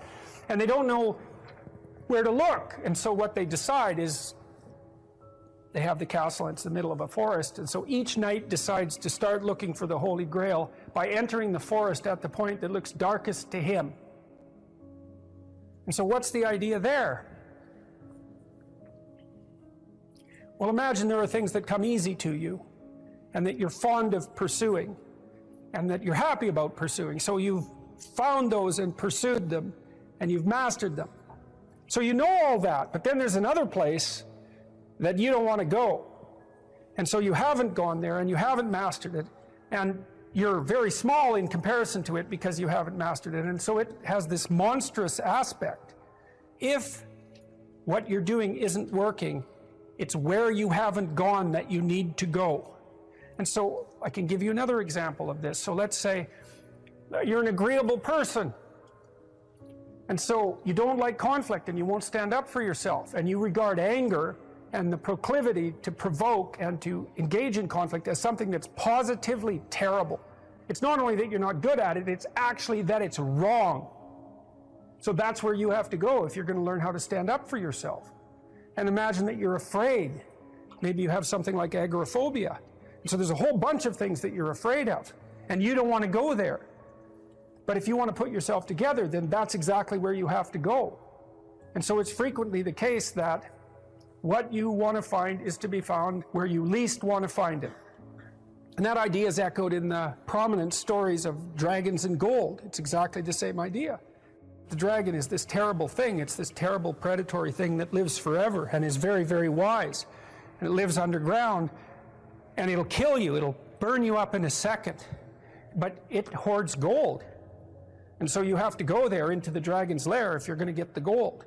And that's a representation of people's paradoxical relationship with reality. It's like you have to go out there and confront it in order to incorporate what it has to offer to you.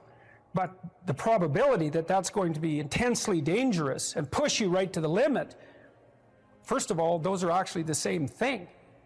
If it didn't push you to the limit, you wouldn't gain anything valuable from it. So you don't get one without the other. You don't get the gold without the dragon. That's a very strange, very, very strange idea. But it seems to be accurate. So all of that's lurking underneath this, in this imagery of the whale. Now, the whale, you can think of the story of Jonah.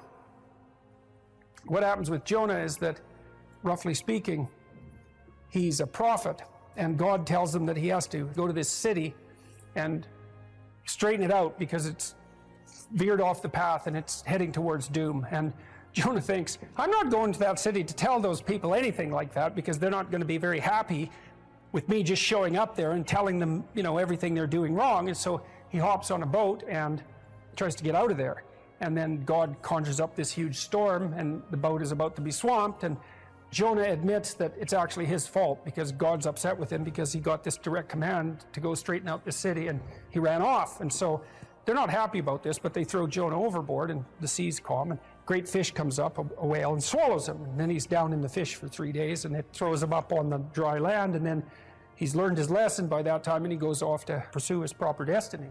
So that's echoed in this story as well, that if you don't follow the pathway that you're supposed to follow, the seas will become stormy for you, and something will come up and pull you down, and you'll be in a terrible place for some length of time till you learn your lesson.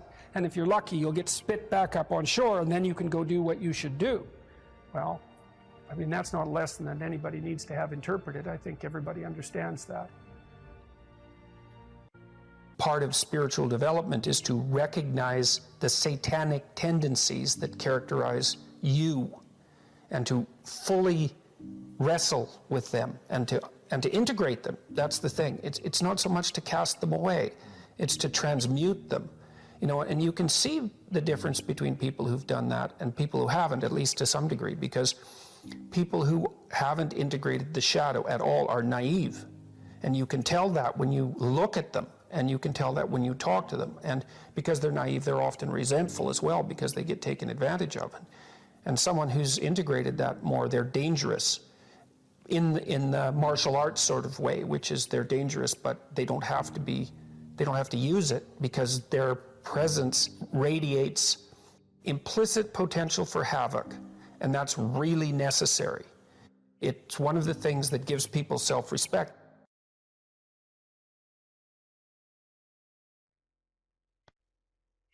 If you could give one advice to us, how we could be able to actually put our opinion out there and to actually make people listen and not to cause some mindless conflict with just yelling, what advice would you give us? Learn to write. I'm dead serious. Like, I'm dead serious about that. Because writing is formalized thinking. And so the way you write is, first of all, you need a problem. Because why write if you don't have a problem? So this is good advice if you're just writing an essay, by the way, from your classes. It's like, pick a bloody problem that you want to write about, because otherwise it's false right from the start. It's up to you to engage with the material until you find something that grips you, that you desire to investigate. Okay, so you need a problem. Well, the next thing you need to do is, well, you need to have something to say about the problem. So, reading. Reading is really good for that. Read as much as you can. Get your hands on that addresses the problem. Okay, so now you know a bunch of things, or at least provisionally know them. You at least have access to them. Well, now you start sorting through it. It's like, okay, well, maybe I need to summarize what I've learned, and then I need to iron out the contradictions between what I've learned, and I need to elegantly formulate that, and I need to get my word choice right, and my phrase choice right, and my sentence choice right, and I need to organize the sentences into proper paragraphs, and the paragraphs into proper sequence, so that I have a coherent argument. And at the same time, what you're doing is you're integrating your own personality at the highest and most abstract level of organization, and you're sharpening your tools, and you're putting yourself straight, because you're learning to think. You learn to do that by writing. And so I would say, pick some hard problems and learn to write very, very carefully. And when I say pay attention to the word, I mean that. Pick the right words, organize them into the right phrases, get your sentences straight. Like when I wrote my first book, Maps of Meaning, I believe I wrote every sentence in that book 50 times. 50 variants of every sentence. I'd read it once, I'd read it again, I'd read it again, I'd read it again, and I'd have a little competition. Which sentence is better? Which sentence is better? I pick that sentence. Do the same with the paragraphs. Over many, many years, you hone your words. They're the most powerful thing about you, bar none. If you are an effective writer and speaker and communicator, you have all the authority and competence that there is. And so you're at university. Maybe you're taking a humanities degree. Well, what's the humanities degree for? It's to teach you how to think. You learn to think by writing. Now there's more to read, to speak, and all of that. But the best thing you could do is read and write every day. A couple of hours every day.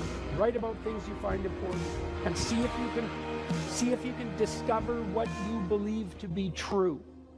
And that'll build you a foundation. And it's unbelievably practical. Like if you look at people who are phenomenally successful across life, there's various reasons, but one of them is that they're unbelievably good at articulating what they're aiming at, and strategizing and negotiating and enticing people with a vision forward. It's like, get your words together, man. That makes you unstoppable. And that's the core of the humanities, that idea. It's get your words together. Make yourself an articulate creature, and then you're deadly in the best possible way. So, and take that seriously. And I'll end with something too. You students, you might think in your more cynical moments that you have to offer your professors what they want and gerrymander the content of your language to suit their predilections, or what you consider to be their predilections. First of all, it's a very small minority of professors who are corrupt enough to punish you for producing a high-quality essay that they don't agree with. And though that's reprehensible, but it doesn't happen very often. But more importantly, it's the highest academic sin to do that, because what you're here to do is to learn to find your true voice. And every time you deviate from that for expedient reasons, you corrupt yourself. And not in a trivial way, because when you formulate your arguments, that becomes a permanent part of your character. You carry that with you. It becomes part of the structure through which you view the world, and it guides your actions. And so you hold your words pristine, and you work in a dedicated way to become as articulate and clear as you can possibly become. And there's nothing that's more practical and noble than that at the same time. That's why the humanities are so valuable. You think, well, what good is a humanities degree? It's like, well, you come out of here able to speak and think and write, no matter where you go, like you're headed for the pinnacle, and hopefully in a way that's positive for everyone.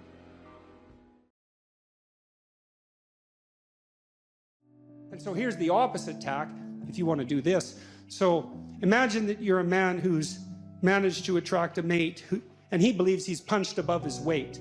So this woman is more attractive, let's say, more vivacious, more desirable than he deserves. So that's going to grate on his soul a fair bit, right? Partly because her shining casts a dim light on his lack of utility, let's say. And so you can imagine someone like that being prone to jealousy for obvious reasons.